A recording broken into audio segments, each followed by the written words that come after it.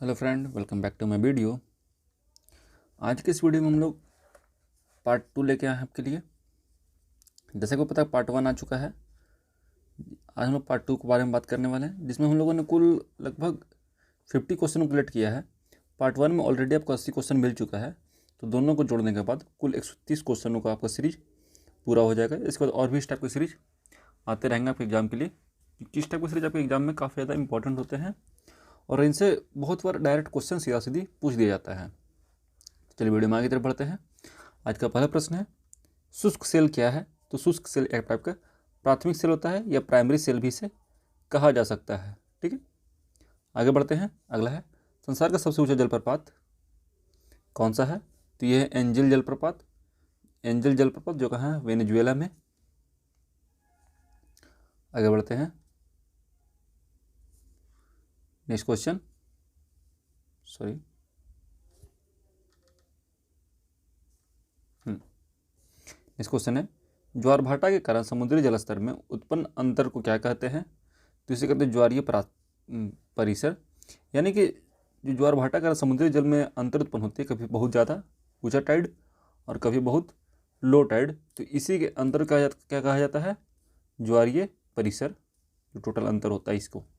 ठीक है, आगे बढ़ते हैं। अगला क्वेश्चन है, विश्व का सबसे लंबा रेल मार्ग कौन सा है? तो ये है ट्रांस साइबेरियन रूट, जो कि है 10,260 किलोमीटर। ये कहाँ पड़ता है?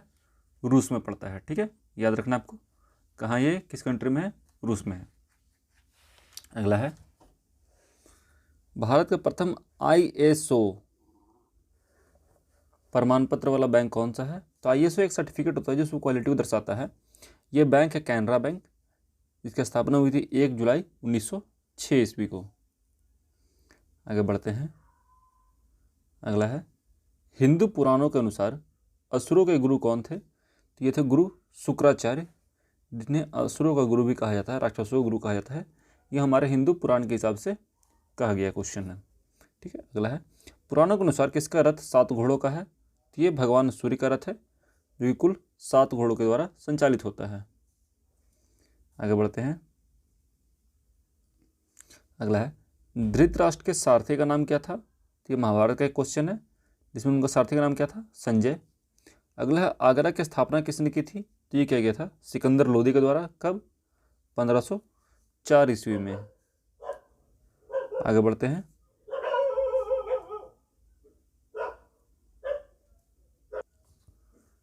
आगे बढ़ते हैं, हरियाणा का राजकीय फूल का नाम क्या है? तो यह है कमल, लोटस, जो कि इंडिया का भी राजकीय फूल है।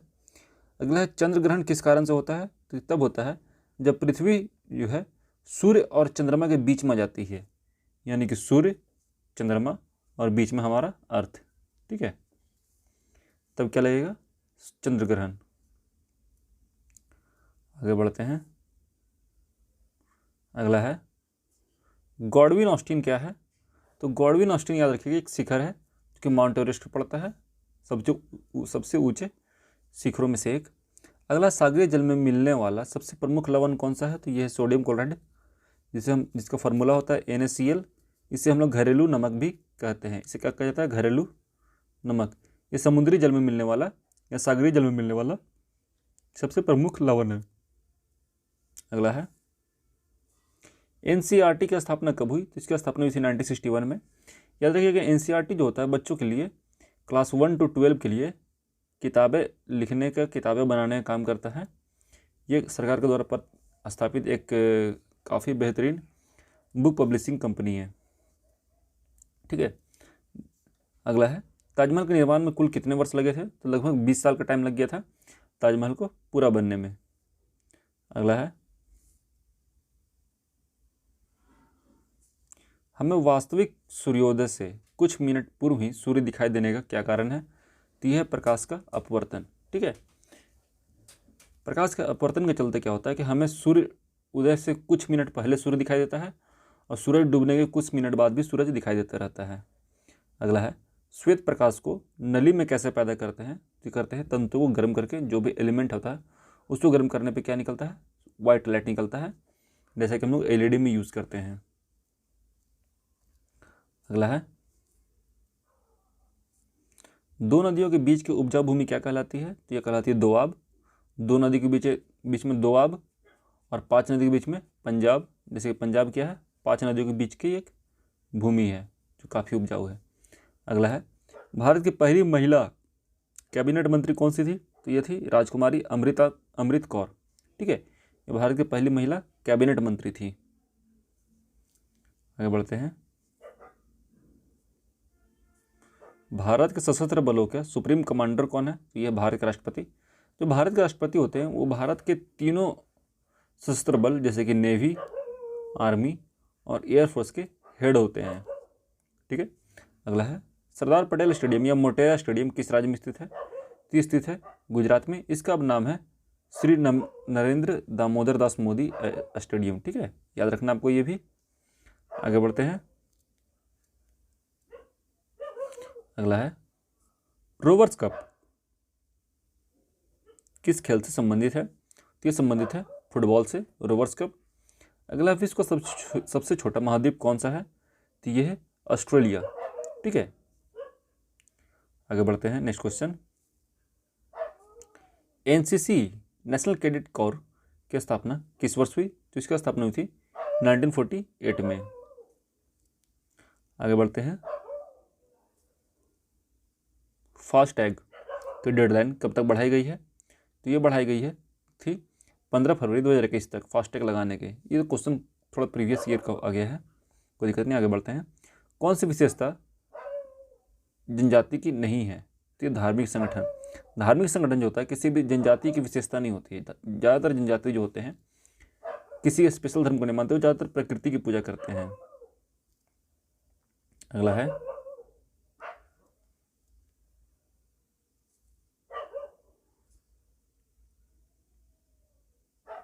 जनजातीय लोगों को संबोधित करने के लिए आदिवासी शब्द का सर्वप्रथम प्रयोग किसने किया था? तो ये किया गया था अमृतलाल विठल दास ठक्कर बापा के द्वारा।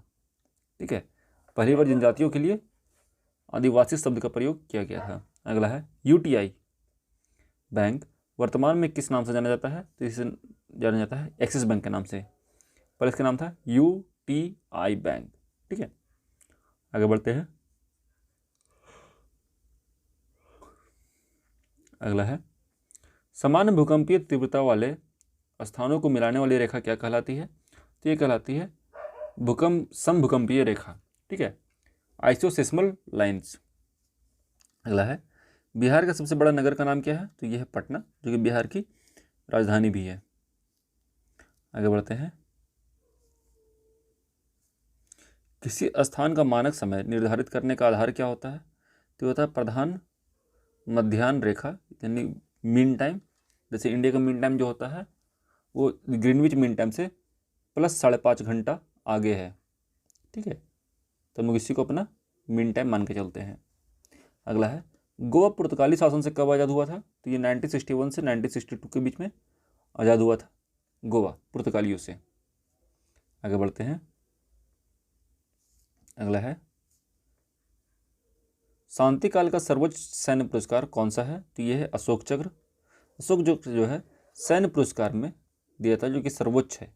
अगला है, स्वामी विवेकानंद का जन्मदिन कब राष्ट्रीय युवा दिवस के रूप में मनाया जाता है?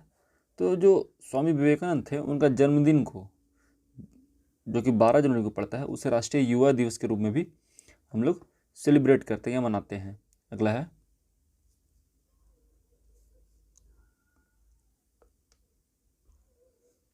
भारत के संसद में अंग होते हैं। तो ये होते हैं 3, राष्ट्रपति, लोकसभा और राज्यसभा, 3 अंग होते हैं। अगला, संविधान के प्रारूप समिति के अध्यक्ष कौन थे? तो ये थे डॉक्टर भीमराव अंबेडकर। ठीक है, आगे बढ़ते हैं। राष्ट्रीय विज्ञान दिवस कब मनाया जाता है? तो ये मनाया जाता है 28 फरवरी। रविदास जयंती, तो ये मनाया जाता है 27 फरवरी। और अगला है, केंद्रीय कृषि मंत्रालय ने सहकार प्रज्ञा पहल कब लॉन्च की? ये लॉन्च किया गया था 24 नवंबर 2020 को। आगे बढ़ते हैं। तेंदुओं के बचाव और पुनर्वास के लिए किस राज्य सरकार ने पीपीपी परियोजना लागू की है? तो ये लागू किया गया है गुजरात सरकार के द्वारा। अगला है, काजीरंगा राष्ट्रीय अभ्यारण्य किस राज्य में स्थित है? तो ये स्थित है असम राज्य में। ठीक है, आगे बढ़ते हैं। अगला है, अंतरिक्ष में जाने वाले प्रथम भारतीय कौन है? तो ये है राकेश शर्मा। अगला है, भारतीय समाज क्या उदाहरण है का क्या उदाहरण है? तो ये एक समाज का उदाहरण है, भारतीय समाज। अगला है, किसने 1793 ईस्वी में अस्थायी बंदोबस्त यानी परमानेंट सेटलमेंट की पद्धति लागू की? तो ये लागू किया गया था लॉर्ड कॉर्नवालिस के द्वारा। ठीक है, आगे बढ़ते हैं। अगला है, सिकंदर ने भारत पर कब आक्रमण किया? तो ये था सन 326 ईस्वी में। ठीक है, अगला है, माउंट एवरेस्ट पर चढ़ने वाली प्रथम महिला कौन थी? तो ये थी जुको ताबेई, जो कहाँ से बिलोंग करती थी? जापान से। आगे बढ़ते हैं।